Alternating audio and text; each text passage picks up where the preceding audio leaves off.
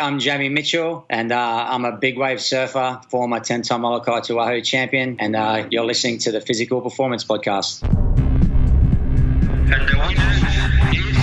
Failure is not an option. I've had my ups and my downs.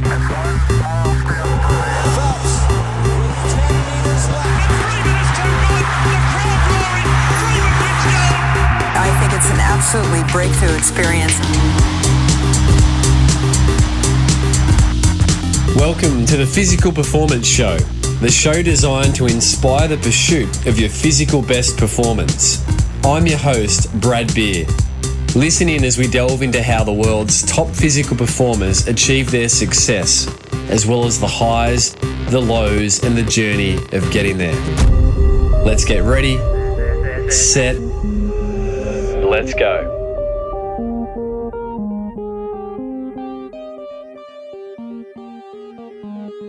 Listeners, welcome to another episode of the Physical Performance Show, the show that takes you behind the lives of the world's top and peak physical performers, sharing the highs and the lows and their learnings along the way. Hope you enjoyed listeners last week's episode, which featured Tina Muir. Tina shared candidly around her recent hiatus out of her professional running career to concentrate on becoming a mum. It's a story that, as per last week's episode, made international headlines for the reason that Tina was seeking to overcome amenorrhea, which had been part of her world for 9 years as a professional Great British runner. So if you missed last week, if you're a female endurance athlete, be sure to jump back over. There's some real pertinent information in there for women in particular, but also an insight into the world of athletic pursuit for females as they navigate the many challenges around health physically in so many ways. So be sure to jump back and take a listen to that episode. Today's episode, as always, is lovingly brought to you by POGO Physio. We are Australia's first practice to offer fixed fee, unlimited access physiotherapy. And we do this through our industry first finish line 2, 6 and 12 week programs. They give our clients access to the treatment that they truly need, as opposed to the treatment that they might be able to afford on a session to session traditional model. The results are fantastic. We have a whole lot of fun in delivering them. So to find out more about the finish line programs and Pogo Physio, jump over to the website pogophysio.com.au. Big thanks as always to you, the faithful listener. This might be your first episode. If it is, a big welcome, or this might be your 72nd episode. And if it is, thanks for returning. Big thanks as always to the listeners who have been dropping reviews over on iTunes. Reviews simply help the podcast get more audible and in more people's ears who, just like you, are looking to pursue their physical best performance. Big shout out to one of the show's faithful listeners, Joe Westhuizen, who rated the podcast with 5 stars over on iTunes. And Joe's comments were, having recently travelled from Sydney to Noosa and back for a training camp with my son, these podcasts made the journey too short. We almost turned around to drive back again just so that we could listen to more of them. Great work, Brad, and what an inspirational group you have interviewed to date. A big shout out to Craig Mottram and Genevieve Lacaze as podcast king and queen, in my humble opinion. Perhaps throw an age group or two into the mix, Brad.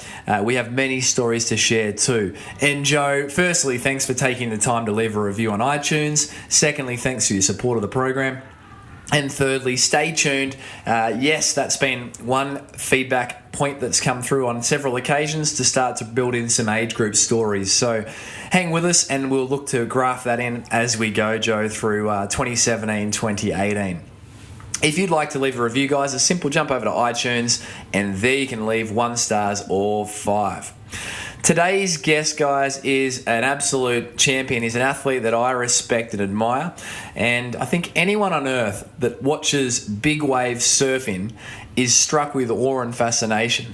And so today we're going behind the scenes of what it takes to compete at the elite level on the world big wave surfing league with Jamie Mitchell. Jamie's a Quicksilver sponsored athlete who originally came through the background of surf lifesaving here in Australia before going on to dominate one of the world's most grueling physical events, the Molokai Paddle Race Challenge, which we've previously touched on with Matt Poole when Matt, Nutrigrain 2016-17 champion, when Matt appeared on the Physic Performance show. But the Molokai Challenge was won by Jamie for an unprecedented 10 years in a row, from 2002 right through to 2011. And this earned Jamie a lot of international attention. One of the favourite things that I read in preparing for Jamie's interview was that Kelly Slater, none other than Kelly himself, had actually referenced Jamie as being one of the greatest unknown sportsmen of all time. This is Kelly speaking. 10 years, Jamie has won the Molokai Challenge paddle race. His winning percentage is higher than anyone in any sport ever. They're big words from a big name in sport, none other than Kelly Slater himself. So on this interview, we talk about the Molokai years. We also talk about the transition out of that into the world of big wave surfing. Jamie's had great success to date, winning the Nazare Challenge, also competing in the Eddie Aiku when we talk about the Eddie on today's episode. Jamie's taken out 5th at the Mavericks, Titans of Mavericks event in 2015, and has been nominated for Best Overall Performance on numerous occasions. So this is a real treat. You're going to really enjoy it. I'm particularly interested in your response to Jamie's injury that he shares about at the start of the interview. So let's jump straight in with Mr. Jamie Mitchell.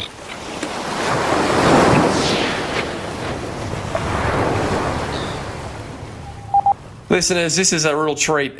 Jamie Mitchell, as per the bio, is an incredible athlete, and it's been well reported now that Kelly Slater has said that perhaps Jamie is one of the best unknown athletes of the day with some of his achievements, and that's high accolades coming from someone like Kelly Slater. Jamie, mate, great to have you on the call. We've been trying to hook this up for a little while. Yeah, thank you. Yeah, thanks, Brad, for having me. Always good to speak to a fellow Aussie, and off air speaking about, back in the Coffs Grafton days. It's always good to catch up with the local crew, so thank you. Oh, mate, it's good to reminisce. Jamie, let's start with something a bit fun. What's something that scares Jamie Mitchell? I mean, we see what you do. You take off, you paddle into some of the heaviest swells around, but what scares you? Oh, good question. I'd have to say now, having a daughter, she scares me because, I think you said you had 2 daughters yourself, right? Yeah. So she's just about to turn 2 next week on August 4th, and just seeing her climbing her now on the monkey bars and stuff like that, like, I think I get more scared, like, worrying about her now, so that's going to be ongoing, I think, for the rest of my life. So yeah, I mean, but apart from that, like as surfing wise and stuff like that, I'm not. I wouldn't say I don't want to be. I'm not scared. I think scared is probably the wrong term. I mean, there's a healthy respect for what we do. I know it's dangerous. I know you could die and this and that, but I try and use that, I'd say that nervous energy, and try and use it to my advantage. And so, I don't really get scared in the water too much, although I had I actually had a scare the other day at Porto Escondido, which we'll probably get into later. But well, let's go there now, Jamie. I mean, yeah, you did, didn't you? I mean, fractured sternum, which as a physio, that's a serious injury, and this happened in the water. How did it happen? God, it was just... I flew into Mexico on a Thursday afternoon, surfed Friday morning. It wasn't a big swell. Like, by our standards, it wasn't a big swell. It was probably that 6 to 10 foot Hawaiian style range. So you're looking at like 15 to 20 foot faces. But Porto is a real heavy barreling wave. There's a lot of closeouts, and it was towards the end of the day. And I'd had a really, looking back, it's probably I should have got out earlier, but I'd had a horrible session. I got one decent wave in the morning. 3 guys like dropped in on me, and I got heavily faded like in my other waves. And then towards the end of the day, what happens at Porto Escondido is that it's beautifully offshore in the mornings, like every morning, just beautiful offshore. Come around 10 to 11 o'clock, the sea breeze comes up and it goes a little bit onshore. And so you sort of surf every morning from 7 till 11, and then you're sort of done for the day. And it was getting around that time. Everyone had gone in. I was looking for my last wave. And I just took a decent, it's like a 8-footer, 15-foot face, pulled in, travelled for a fairly long way, and then wiped out like I would any other wipeout. Just fell off my board in the barrel, and then all of a sudden I just felt something just hit me in the chest. Like, I mean, I knew it was my board, but it just hit me so hard that my body just shut down. I basically felt like I was having a heart attack. I couldn't breathe. I could barely breathe. Like, I mean, I could get a sip in, but a sip of air, and I couldn't raise my hands. I couldn't yell. I was just like a stunned mullet. Wow. I was basically just stunned in the water. But on top of that, I was in the impact zone. So now I'm dealing with all these waves. And what happens at Porto Escondido, it recycles you back to the impact zone. Yep. Most waves, push you towards the shore. This wave doesn't. You get pushed away from it, then the current sucks you back up into the lineup. Yeah, right. So I had a really quick decision to make, because I had my leash on. I took my leash off. I looked out to sea. I could see people looking at me, but I wasn't panicking because I wasn't really. Number one, I didn't want to waste any wasted energy because I knew I had to keep that to survive. And then the other was I just couldn't wave my hands or yell because I was just I couldn't move, And so yeah, look, I went into like, okay, this is serious right now, Jamie. Like, if you don't get your shit together right now, this could be very serious, And so yeah, look, I just gathered everything together.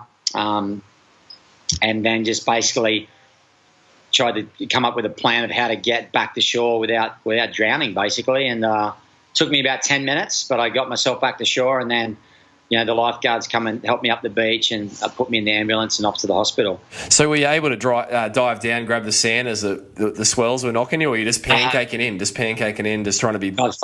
Funnily enough, when I was in the impact zone, I realised the only way I'm going to get away from that is to get sucked over with the lip. So I basically would put myself with the lip to get pushed over. I did that about 2 or 3 times to get sort of far enough away. And then once I was past where the wave breaks, I would go to the bottom and then let the energy roll me along the sand until I got further into the beach. And that whole process took about 10 minutes, and probably seemed like hours. It did, just because I just when you get to go to take a big breath and your chest is so tight and you like going you just couldn't. It was like someone that was just like choking me, and so yeah, I mean, but I'm here now. I'm and it could have been worse, the sternum is not it's a horrible injury, but that thing could have hit. There was the tail of my board that hit me. It could have hit my face. Yep. If you look at where the fin is compared to the tail of the board, it could have I could have cut my jugular, could have hit my temple, knocked me out. It could have poked my eye out. The tail of the board could have hit my ribs, punctured a lung. Yep. I mean, there's so many other scenarios that probably could have happened. And in a weird way, I guess, luckily his sternum it seems like it's a pretty freaking strong bone. Well, it absolutely is. I mean, but it's such a rare injury and it takes a lot of trauma. But Jamie, the years you've spent chasing swells, leaving the Molokai paddle aside for the moment, but just on the big wave stuff, you must have seen some horrific stuff. I mean, it's well documented. There's fatalities with big wave surfing. What's the worst injury you've ever seen, you've witnessed? Not yourself, but you've witnessed. Well, I was out in the water when Greg Long basically drowned at Cortez Bank. So that, it doesn't get much worse than that. I wasn't where I was meant to be going to Fiji with Aaron Gold the day that he drowned as well, but I actually didn't go there for that trip. So, gosh. But yeah, I'd say just being out in the water, 400 kilometres offshore or whatever it is, 300 kilometres offshore at Cortez when Greg went down, that's pretty bad. And then one of my best friends, Justin Holland from Woolgoolga, we were out surfing Kalbomi in Western Australia when he snapped his femur, and we were like 3 Ks out to sea and 15-minute jet ski ride back to the beach, and I had to take him back on with a busted femur on the back of the sled on a jet ski. So that was pretty horrible experience as well. So and I mean, Kalbomi, for you, Justin, you I believe suffered a pretty nasty elbow injury too out there. WA. Yeah. I just actually had that fixed, had surgery about 5 months ago to get that fixed. That was a few years ago. So, yeah, that was another one of my worst wipeouts was out there. I just went over with the lip and had a tear of my MCL, hyperextended fractured my elbow, sort of busted up my shoulder, and I think I actually blacked out underwater. So I think I had a slight concussion too from that swell. But yeah, man, it's one of those things. Like sooner or later, it catches up with you, and that's why we make sure that we are prepared and we have the water safety around us, and make sure that it's good when the shit hit the fan. That's when it counts that you've got all the stuff in place. So talking about preparation, Jamie, you live on a weather app or on a screen looking for the swell patterns. This is your current world. How do you prepare? I mean, physically, you've always been an incredibly fit guy. From the North Coast of New South Wales, swim training, it's kind of like an institution. If you're a teenager on that North Coast through the 90s, I think you had to be swimming or doing some sort of activity. Just take us through your background maybe first, and then we'll talk about preparing specifically for the big swells. So, mate, what did your youth look like growing up? Yeah, I was just a full sports fiend, really. I had really bad asthma as a kid, super bad, where I was in hospital a lot. So the doctor told me, my parents, hey, swimming would be great for his asthma, and so I learned to swim at a very young age. My parents put me into the Nipper program at Coffs Harbour Nippers when I was like 5 years old. So I just went through that whole Nippers, surf life saving. I swam competitively through high school. I did the swimming club. I did little athletics. I played football, soccer. I mean, I did everything I could as a kid playing sport. I just loved the athletic side of everything, loved competing. And so, and that was, but surf life saving became my passion, from at a young age right through to my early 20s. I moved to the Gold Coast, joined the North Burleigh Surf Life Saving Club when I was like 18. And then, and then that transitioned at the end of that into my 20s, going to Hawaii, learning about Molokai, and then, from quitting surf life saving my early 20s to focusing on the Molokai, and then transitioning halfway through that Molokai into staying in Hawaii, surfing the big waves. And I was always evolving. I felt like I was always, then stand-up racing and surfing, comes into play there as well. And but I just loved sport, as a kid growing up. And, I had the Reeves brothers, David and Scott, who I really looked up to, who are amazing Ironman in Coffs Harbour. And they were my two heroes growing up. And, and the Mercer brothers as well. As a kid, I'd travel around Australia doing the Ironman circuit and stuff. And those two sets of brothers were my heroes, and Trevor Hendy as well. So good role models to have, growing up. And to be honest, to this day, I still use what I learned in Nippers growing up and surf life saving. That's the greatest thing that I could ever have done to where I'm at now with big wave surfing. I had such a head start in looking at the ocean, learning about it, the training side of things. Like, I just really feel blessed to have been able to do the surf life saving and swimming and all that as a really young age as a kid. Yeah, it's fascinating, the grounding that can give so many athletes, just the discipline, whether they go on to different pursuits, as you've done now with the big wave world being your world. But Jamie, in terms of as a kid, could you ever imagine living the life that you're now living? I mean, you always had this desire, I know, to be a professional sportsman, professional athlete, so that was obviously intrinsically in there. But do you still have to pinch yourself at times and go, wow, this is how it is? Yeah, yeah, for sure, because my professional side of actually being able to really get paid and support my family, and that has come at a later age. Like most kids are surfers and stuff like that are getting sponsored at 13 and 14, and like Mick Fanning and all those kids, but most of them lose sponsorships at 20, 21, and then they got to get a real job. Whereas I went the opposite. I was lifeguarding on the Gold Coast. I was trying to be a professional Ironman. And that didn't really work out too much, the professional Ironman side of things. But, the whole board paddling, being in a surf club, like that, that was still a huge part of my life. And then, doing Molokai, you at the first few years is still just for fun. I mean, it was always for fun, but it was just a holiday in between, like the June, July holidays in Australia. I just take off and go there and do the races. And it wasn't really until I started spending time, in Hawaii in the winter and the surfing and the waterman sort of style thing came through that I was like, you know what? I might be able to like work this and manipulate this into something, but no, to be living in Hawaii, like, have a green card, to be traveling the world, being paid to do so. It's, there's no, in my wildest dreams, to surf in the eddy, like that was just a pipe dream as a little kid. I mean, it's mind blowing. And I still pinch myself every day that I get to wake up in Hawaii and go surf and do whatever I want to do, basically, and to live that life. It's amazing. And Jamie, in preparing for this time with you today, I jumped on and had a listen to your conversation with Kyle Thierman there, and it was excellent. And one of the things that jumped out, you said it was a pipe dream, the Eddy, to surf the Eddy Invitational Aiku. I recall in the 90s, mate, I had a shirt, Eddy would go, through the 90s with the big steep face, the Quicksilver shirt.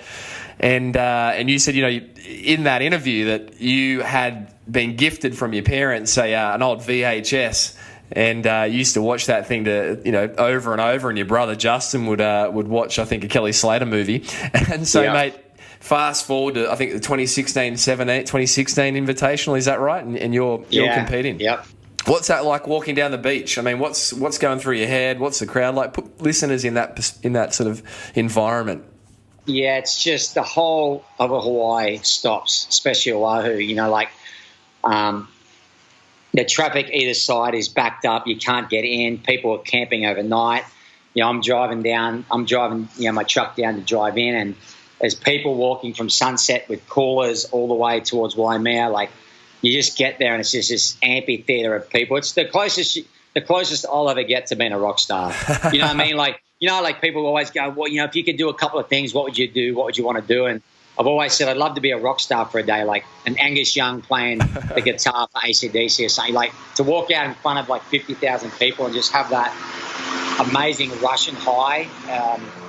I think that's as close as you get for surfers, for us big wave surfers, is the Eddy, because the beaches lined up, the points lined up. It's just this big amphitheater full of people, and you can just feel the energy. You've got these giant waves, the energy from that, the energy from the people. And I was in the first heat of the day. I remember walking down the beach with Shane Dorian, and I was loving it. I felt really amazing. I felt really good.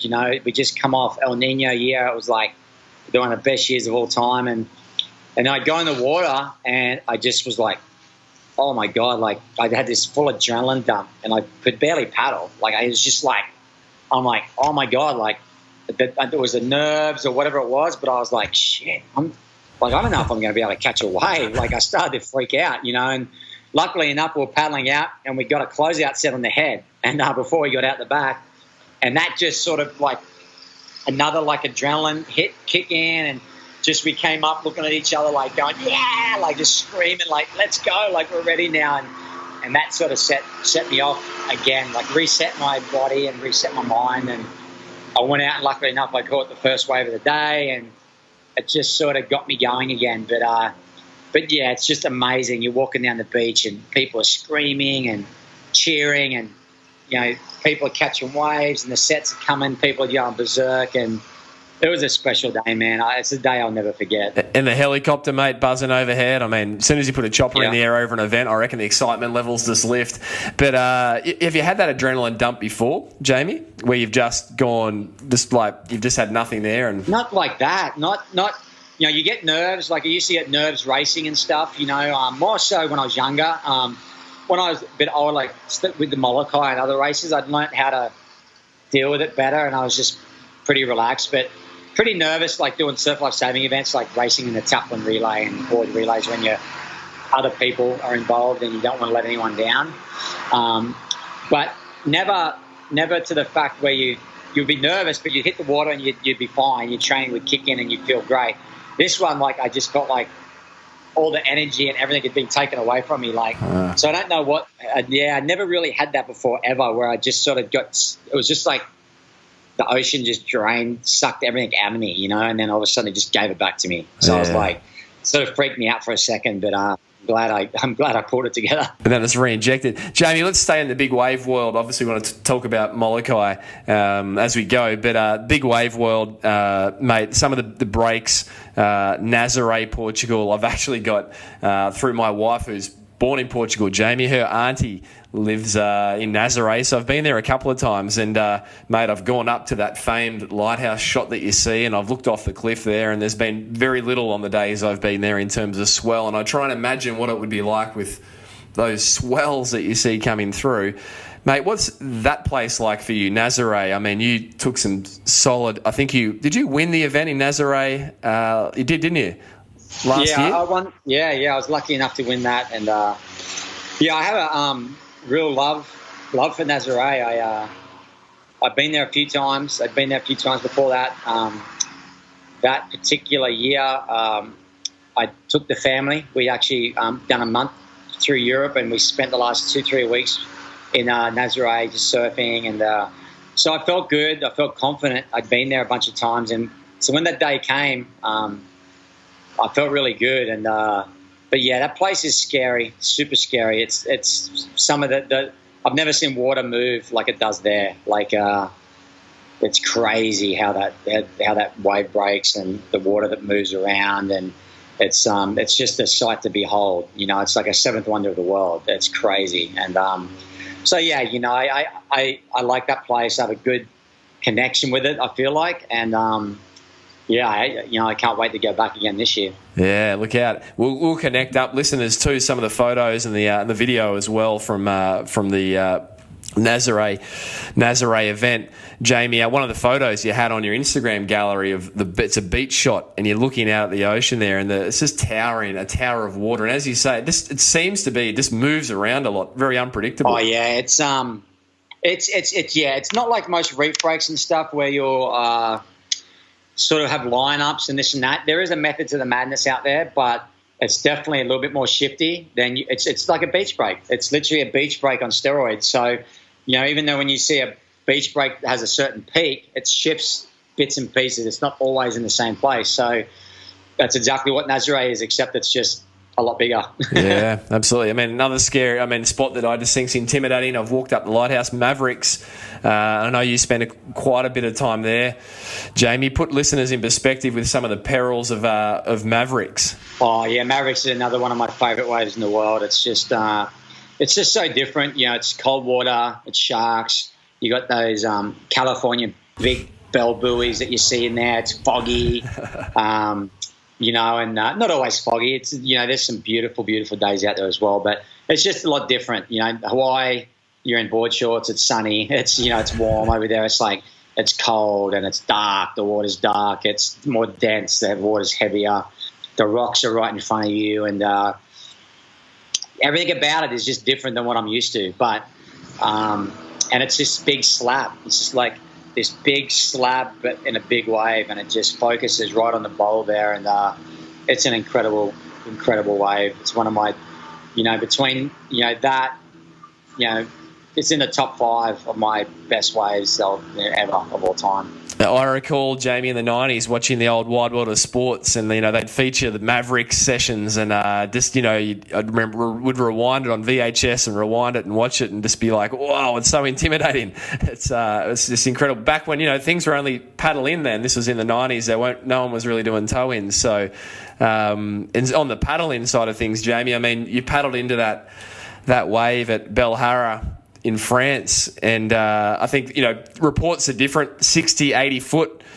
What was that like, that session? Yeah, that was a real breakout day for me. I mean, you know, obviously that wave went viral, went global, and it would have been a lot better if I'd made it to the bottom. But I learned a lot, you know, with equipment. I didn't have quite the right equipment for that day. But you know what?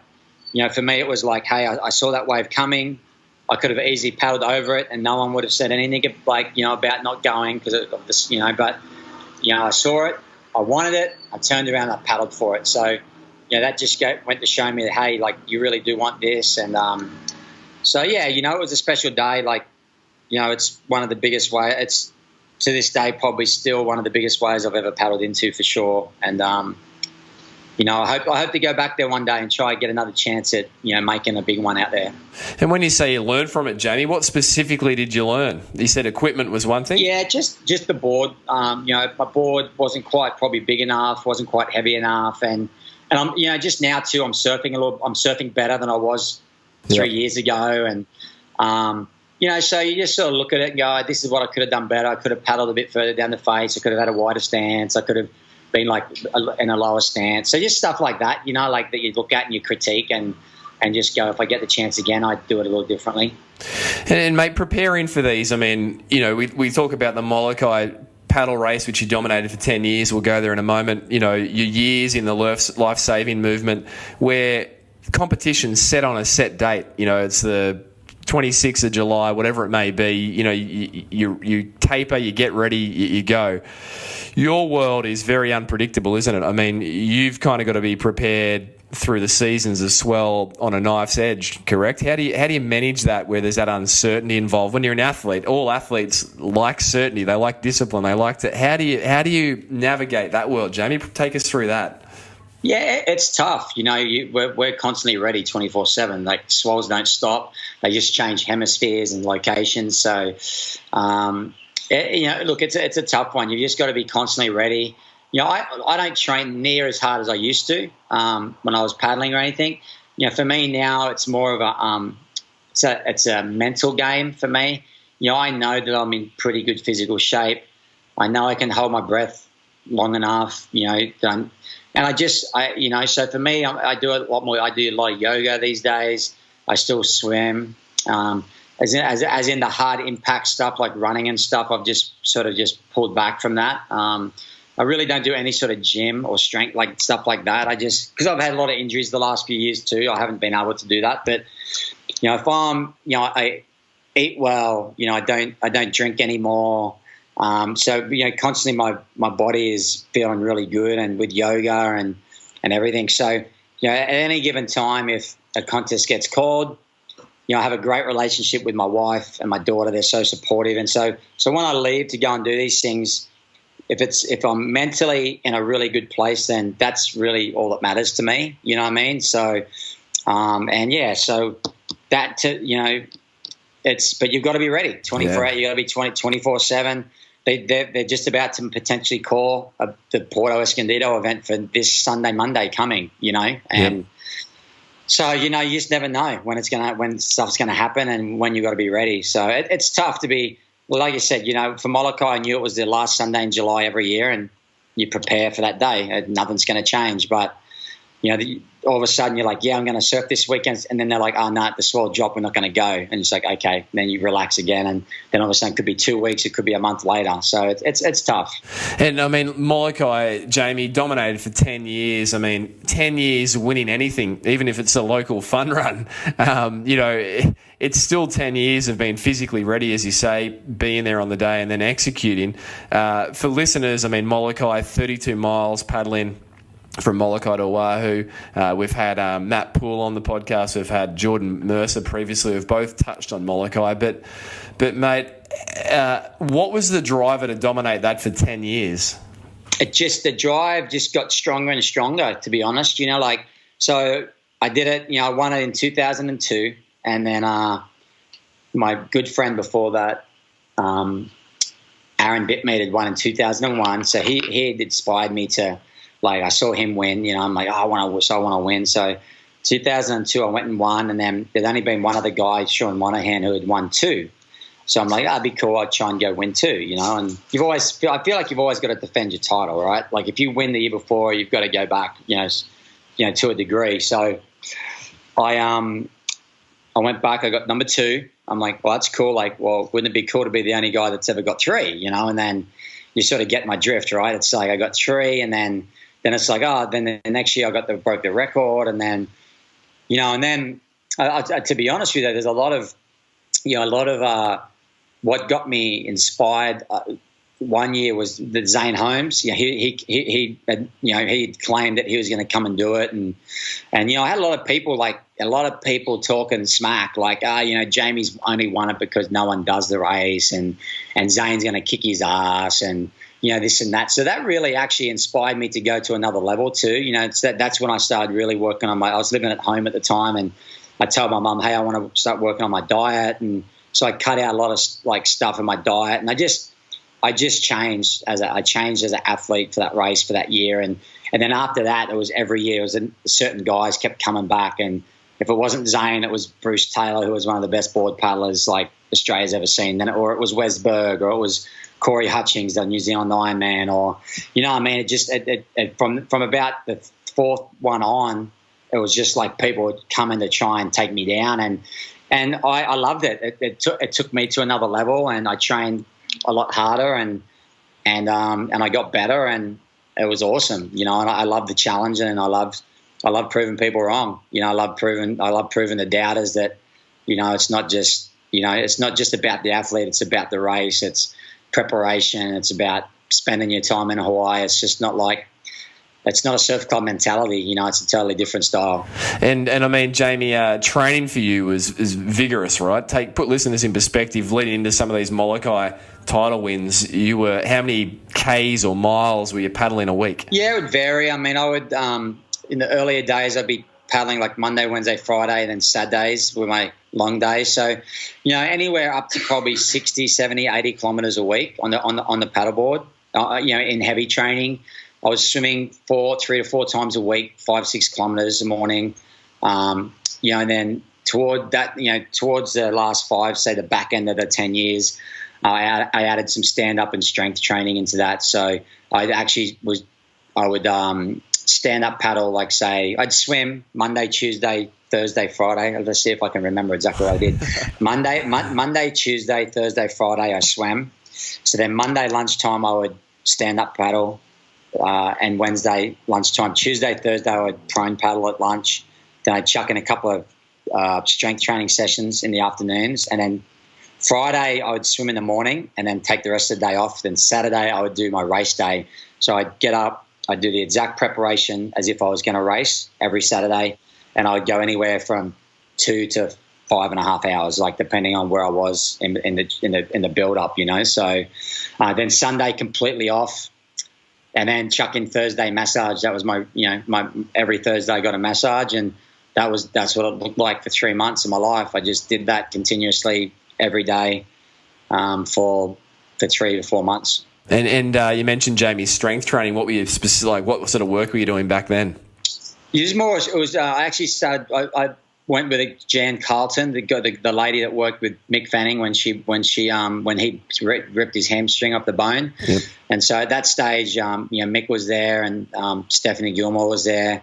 Actually, Zane started training there as well. A lot of good athletes who were training there, but it was more like body work, like working on your core strength. A lot of chin ups, push up, balancing exercises, strength to weight ratio stuff. No real weight. No real weight training, per se, but more just utilizing that body, strength to body to weight strength ratio. Yeah, absolutely. Jamie, of all those victories, was there one that was the most sweet for you? God, it's hard to go past the first one, just because it's so new and fresh. Obviously, number 10 as well. I actually number 10 was really difficult. I never really said too much about it, but I was having a lot of problems with my legs leading up to that race. My legs just were really fatigued, like constantly fatigued, and if you know paddleboarding, all your strength comes from your knee, like from your legs. Driving off your legs and your hamstrings and hips. So that when I actually was able to get my 10th and come through that adversity and break the record at the same time, like that was pretty special, Yeah. I mean, they're all special to a degree. I had a couple of really tough battles in the earlier years with a guy called Brian Rochelo from Hawaii, where I won by only like a couple of minutes. So some really good battles. But, I mean, every year is something different, because that race is crazy. It always throws up something, whether it's conditions or, have you been sick? Are you injured? Have you been carrying an injury or blue balls? You know, all that stuff. You know, sharks, blue balls, flying fish. You know, what have you? You know, how hot is it? You know, is it you know, light wind, strong wind, currents, all that stuff. So it's just. That's why it's such a rad race. Mixed bag. And I believe you mentioned smack talk there, Jamie. One of the smack talkers, I believe, might have been Kelly Slater along the way, who I think you had some friendly rivalry with her in terms of who'd won the most titles, right? Yeah, it was funny. Like, you know, Kelly took some time off and I'd won a few, and then I got to about 2 behind him, and then, you know, like he'd lose one and I kept winning each one. So I kept getting closer and closer, you know, and I never really caught him. And then I think I got the 10, then he got to 11. And then I was like, I'm going to keep chasing you. I'm done with this now. You know what I mean? Like, but it was cool. That was a really cool, that was another mental thing that helped me going through, like just having like someone like him to look. I'm not comparing myself with Kelly Slater. Like it's a whole different level, but I just think that just having something to chase, like having a goal, like I was like, you know, I want to try and get to Kelly's amount of world titles. Like I wanted to get the Molokai titles to his world titles. So it gave me extra bit of drive sometimes when I was maybe not feeling it, you know. So it was, I can definitely thank Kelly for being so successful. And when you got the 10th, what did he say? Can you remember the first thing he said when you saw him? No, it was cool. You know, it was cool. It was that year they had the Quicksilver Pro at New York that year. And so he was actually really cool. Like at the press conference and around that whole event, he was wearing they made Quicksilver made a JM10 hat. Yeah. And he was wearing that. So like, and he had interviews and they're like, oh, what's the hat? And he was talking about it. So it was pretty cool, you know, like I think, you know, Kelly's a very smart guy, not only just, you know, he's just a phenomenal surfer and athlete, but super smart. And I think he appreciates just any person that dedicates their life, and he realizes how hard it is. It's not, you know, you can go out and win one or two, but keep backing it up. Like, that's the hard thing, is coming back year after year and having multiple people come after you with a target on your back and still be able to win and pull it off and perform, you know. And he's done that more than anyone, you know, and I respect him so much. And he's still doing it to this day, you know, even though he's not potentially winning as much. You know, he still is, to this day at 40, in his early 40s, still raising the bar. You know, it's amazing. And that's a mark of true greatness, right, Jamie? It's one thing to get to the top, but then to stay there when everyone's got, you know, chasing you down. It's something that I think, you know, really is unique, and it just doesn't happen very often. In terms of Jamie, performance, let's do a performance round. Mate, this is some quick-fire questions, a little bit like an interval session, so I'm going to throw a few things at you here, mate. What's the training session you most dislike? So we're talking about physical stuff here. I would say being in the gym. I never liked being inside in the gym, so I hated that. What about the session you most love? Session I most love? Just those long downwind paddles when the wind is like cranking and it's fun. Like that's really that's what it's all about for downwind paddling, is 30 knots behind your back and just being out in the ocean by yourself. That was my favourite. Hey, mate, you mentioned pre-event, pre-competition meals. What's your sort of favourite go-to there, Jamie? My body works on a more protein-based diet. So before Molokai, I was like chicken and vegetables, a little bit of rice, not too much, but yeah. And then the morning of, I'm an eggs guy, just scrambled eggs with lots of veggies, avocado. That was my go-to. Yep, excellent, mate. In terms of discipline around sleep, discipline there, bedtime, of an evening, morning time. What's your routine look like? Yeah, I was at 8:30, 9 o'clock guy ever since I was a kid. I remember even before I started training, our bedtime was 8:30 from mum and dad, and then but getting up swimming, like even in COFs, you know, getting up swimming training always started at 5:45, 5:30. So if I wasn't in bed by 8:30 or 9 o'clock, my body would just, you know, it needed that rest. So and you know, it's a little bit different now with a family and daughter, and not specifically having to get up so early, but I'm an early morning guy. I like getting up early. I like training early. I like getting out in the water early. So, yeah, I don't stay up too late even to this day. So I think that's, you know, the legacy from growing up. Growing up as a kid, you know, just always in bed by 8:30, 9 o'clock. Who's the athlete, Jamie, you most admire, and why? It's hard to put a pinpoint on one. This is what I say. I admire Kelly Slater. I admired Trevor Hendy. I admire Roger Federer, Tiger Woods. I think you get the drift of where I'm going. Yeah. I think all these people have been at the top of their game for so long. They're great role models. I mean, Tiger Woods lately, maybe, not greatest, but, I just think that someone that can get you engaged, golf's pretty boring, right? It's like cricket, if you ask me. So, I'm with you. Yeah, but if Tiger Woods in his heyday was on the back nine at Augusta and he's in the chance to win, I was sitting down to watch golf. I wanted to watch that, So to get someone like me to do that, I think is very special. I think he had that effect with everyone. Roger Federer, just such an amazing human being and sports person, the way he conducts himself.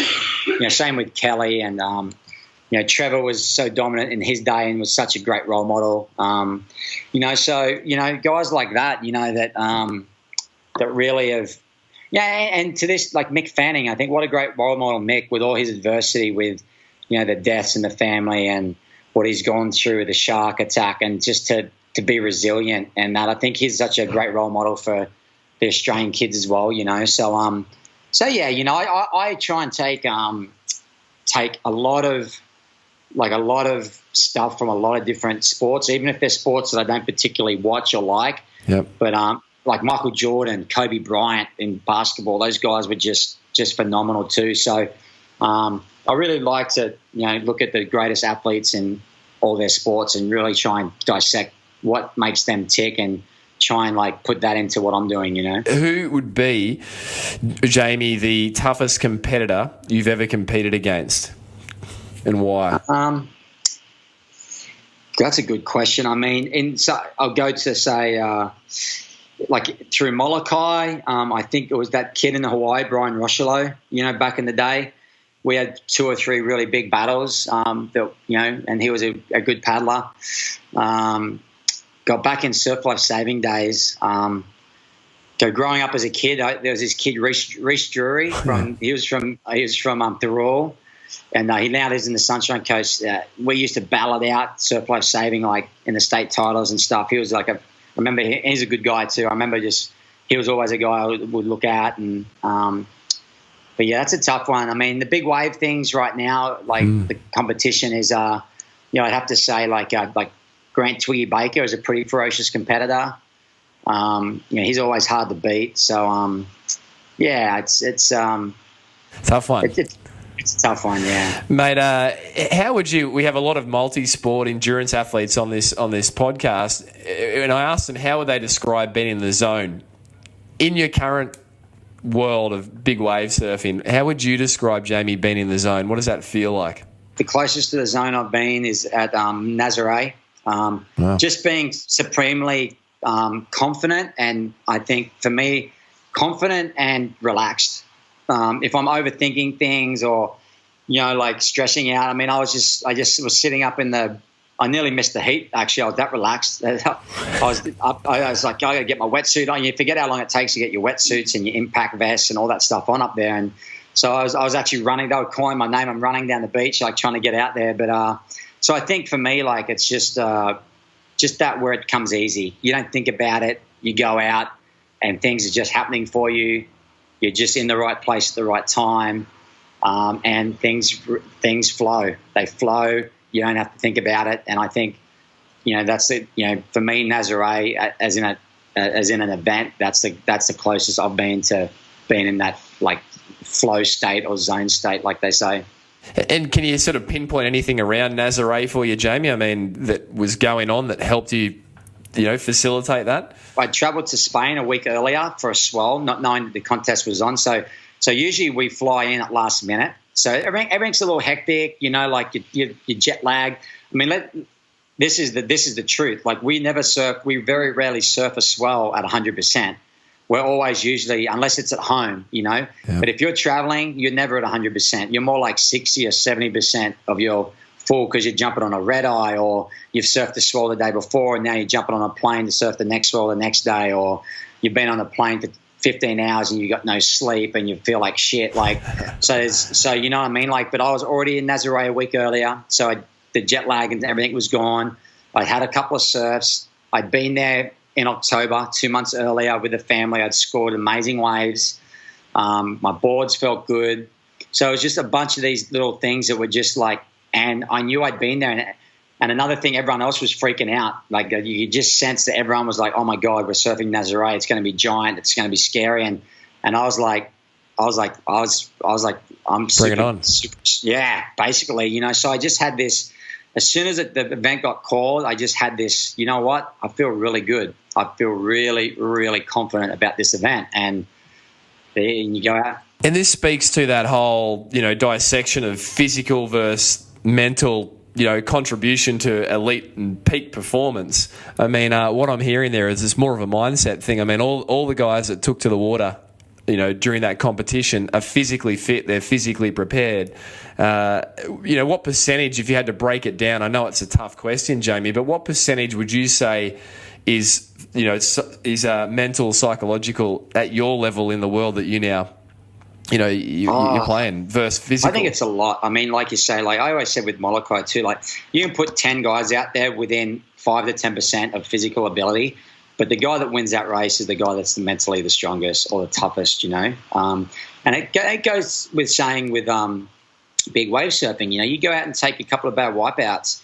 It's like a video game, you know, that Street Fighter game as a kid. You keep getting hit and you see, you know, start at 100% and you go down to like 0 and then you die. Yeah. It's the same as big wave surfing. There's only so many hits you can take before you're running on empty. And so I think that, you know, just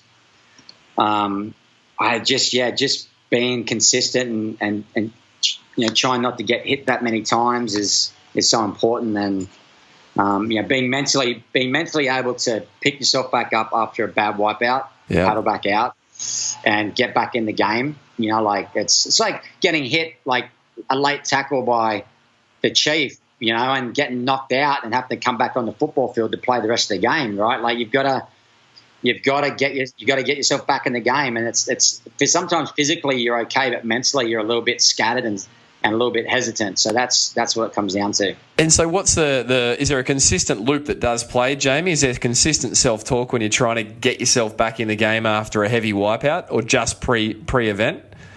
Man, it goes back to my upbringing. I just, you know, I feel so confident and in my ability in the water and what I've done, and you know, how, you know, the year, like the 30 years of training, like 30 years of swimming since I was 5 years old in the morning, like that just doesn't leave you, you know. Even if I don't swim, like I just, you know, like I have this, you know, like this mentality that I'm fitter than these guys. You know, like I can last longer, I can take more hits than these guys, you know, and I truly believe that, and that gives me great confidence and gives me, you know, great confidence in my ability that I can go out and push it hard and still be able to continue on, you know. And look, sometimes days aren't your days and that doesn't work out like that. But you've got to have that belief system when you're going out, you know, because, you know, like not only are we competing against each other, we're competing against Mother Nature and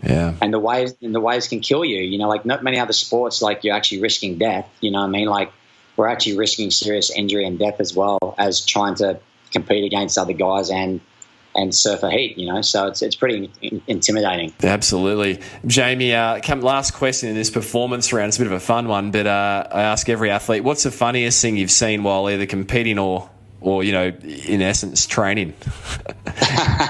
What's the funniest thing?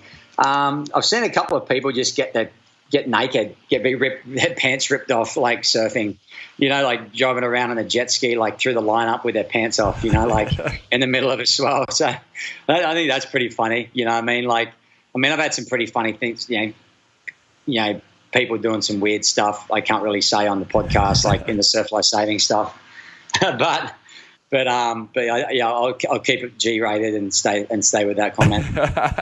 Jamie, you're sitting, mate. Quicksilver been a big part of your world for a while now. How did that relationship come about, and what's that meant for you and been like for you? Yeah, it's a funny story.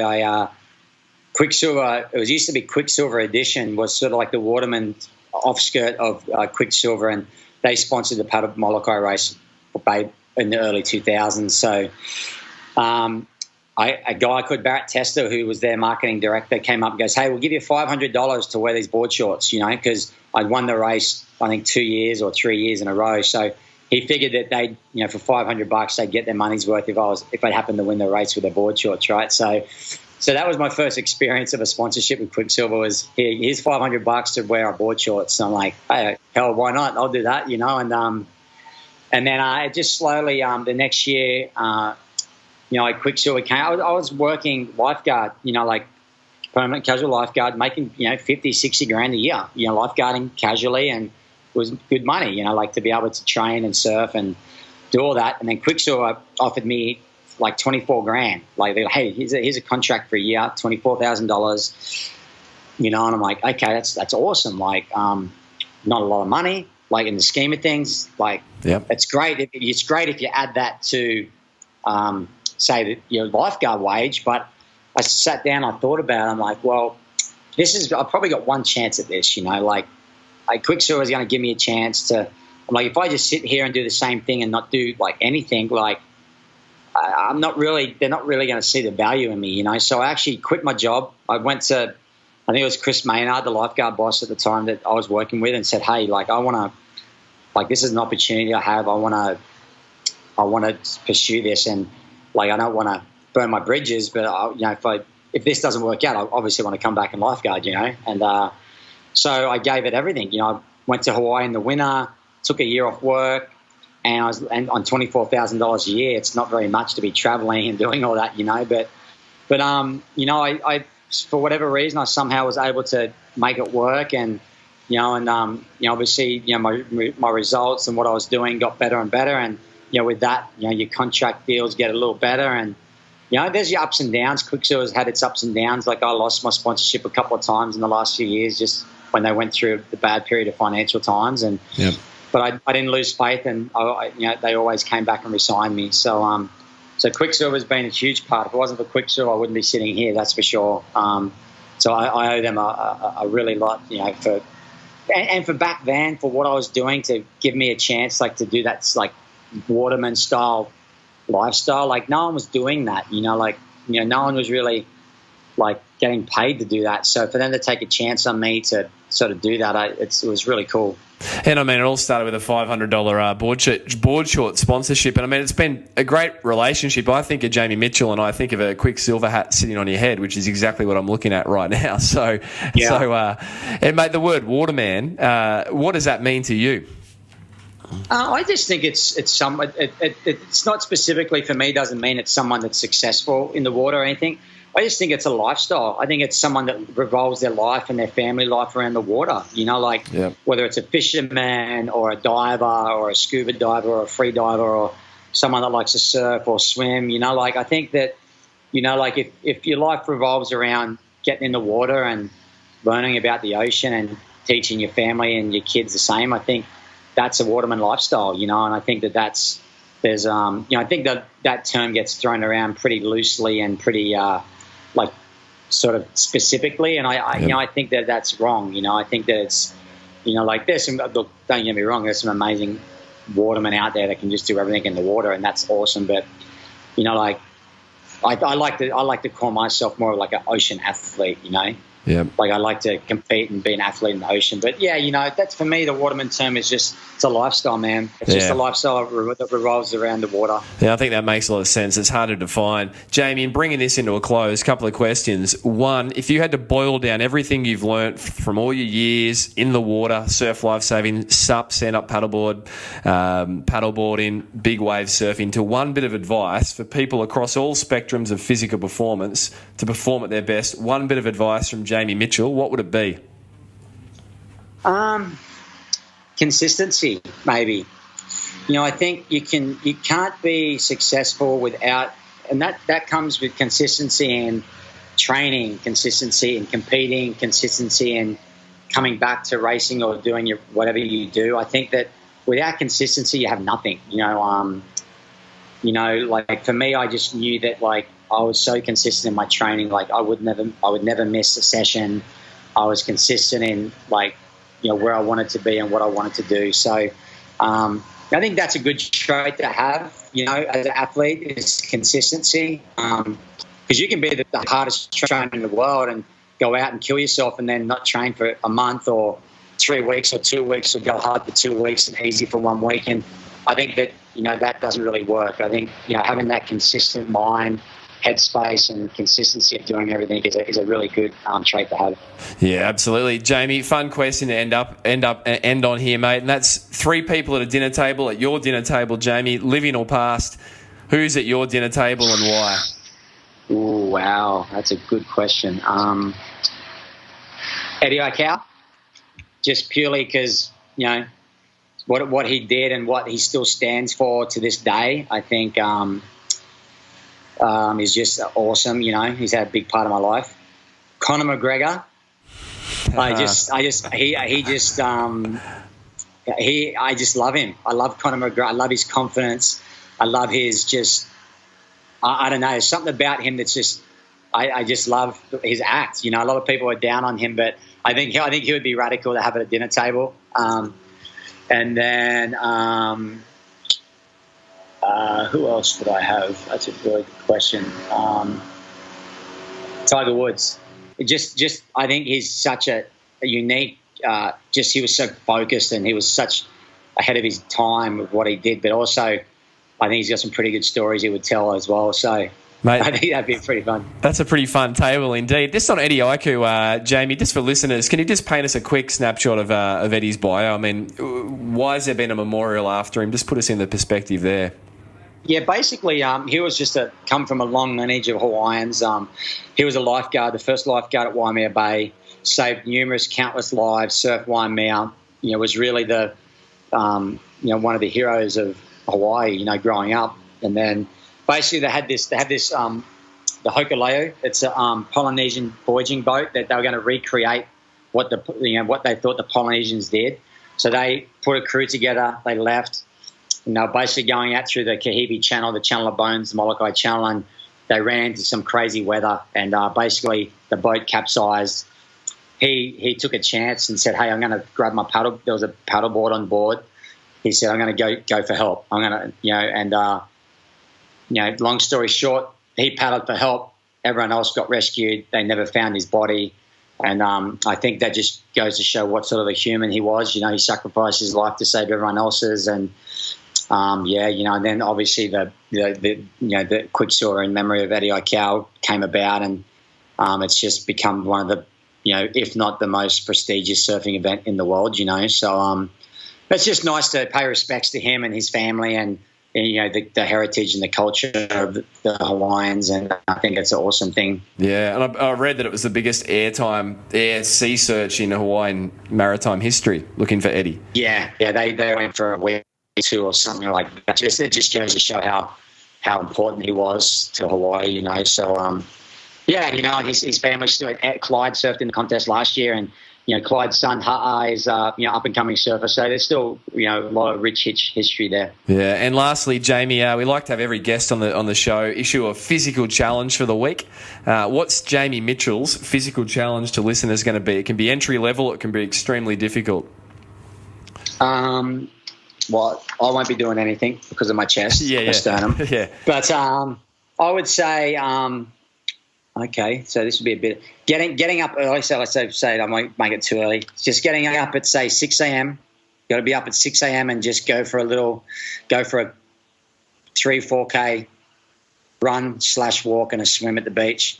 Makes it fun. Makes it. You got to get up early, so you got to commit to get up and early. Go run the beach. 4 kilometers. Go run, walk, jump in, have a swim. Go back, start your day off right, and I guarantee you'll start the day better than you normally do. Jamie Mitchell, mate, brilliant. And where can we follow your journey, Jamie? We'll tag this up, listeners, in the show notes, but where can we find you online? Yeah, Instagram is usually my go-to. I think it's Jamie_Mitcho, MITCHO. I'm also on Twitter. I think it's the exact same tag handle there. Yep. And I'm on Facebook. I have a Facebook athlete page, Jamie Mitchell. So you can find me around about there. Excellent, and we'll tag that up, listeners. And Jamie Mitchell, mate, you are an athlete that is exciting. You're an exciting athlete, mate, and I think there's few athletes that transition across different pursuits in life, and you're one of those that successfully has done it and is doing it. So, mate, on behalf of listeners, we wish you all the best for, the future events you've got coming up, and we'll be tuning in. And listeners, do jump over it, give Jamie a follow, and check out the Instagram gallery. It's got hours of interesting vids and things in there you can get lost in. So, mate, all the very best. Thanks, Brad. I really appreciate it, and hi to all the Aussie listeners, and especially down in Coffs, the northern New South Wales region. And I get a lot of love down there now from those guys still. They really are starting to I get a lot of messages from down Coffs Paddleboard riders and all that. So thank you for the support. Oh, mate, and what it just seemed to be a talent pocket coming out of there in the 90s. Emma Moffat, yourself. I mean, there's, surf athletes. It's just, Nathan Meyer. It was really quite a bit of a boiling pot, wasn't it? A bit of a unique period in history, I think, in sport. Yeah, I think one of the best. Yeah, it'd be hard to beat those 90s for sure for down that area.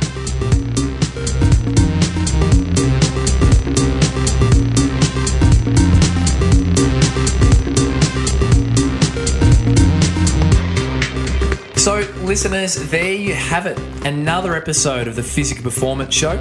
I trust you enjoyed that episode. It's hard to not, right? If you did, and you know someone that would get a kick out of it, feel free to tag them in, spread the love, and give them a bit of an insight into Jamie's world.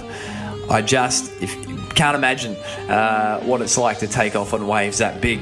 Talking about what it's like, we will tag up in the show notes, listeners, Jamie's Belharra ride that we referenced through the interview, the 60 to 80 footer that he took on.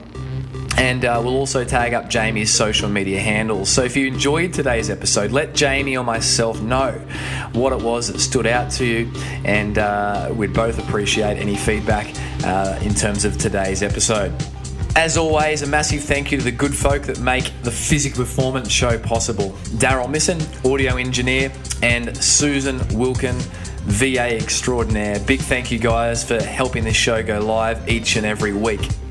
Listeners, if you would like to subscribe to the podcast, it's simple. Click subscribe from within your app, and that'll populate it each and every week. Coming up, guys, next week on the Physical Performance Show, I catch up with Jake Birtwistle. This is a return to the sport of triathlon in terms of the Physical Performance Show, and Jake Birtwistle is a triathlete on the rise. At the tender age of just 22, Jake has achieved an on-board role in triathlon that's remarkable. He has won the World Championship for the under-23s. Jake has also just recently been on a roll in the World Triathlon Series, picking up podiums, second positions in some recent events. And Jake Birtwistle is a name that come the 2018 Commonwealth Games here on the Gold Coast and the 2020 Tokyo Olympic Games, I think certainly the world will know about. He's an amazing athlete. I caught up with Jake in between World Triathlon Series events while he was in Spain. So be sure to tune in next week for Jake Birtwistle on the Physical Performance Show. Until then, keep pursuing your physical best. I'm Brad Beer, and this has been the Physical Performance Show.